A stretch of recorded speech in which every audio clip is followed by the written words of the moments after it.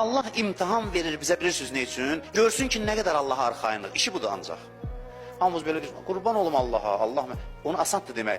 Çıxılmaz vəziyyət yaradıram hərdən sizin üçün. Özüm eləyirəm. Hər yandan yolu bağlayıram, indi görüm deyirsən qurban olum Allah'a, rahatdır hər şey. Nə olar olar, hər şey onun əlindədir. Orada bilinir. Deyir, burada qəlbində xəstəlik olanlar şəkkə şübhəyə düşdülər. Bədgümanlıq gizli idi, üzə çıxdı. Nə bilək, bizdə var, burada oturanlarda yox. Elə bir şərait yaransa bilinəcək. O bədgümanlığı içdə saxlamayın ki, axır məqamda, çətin situasiyada o ki, deyir ona, görəsən nə olacaq? O deməkdir ki, sən Allaha inanmamısan. Sən bədgümansan Allah barədə.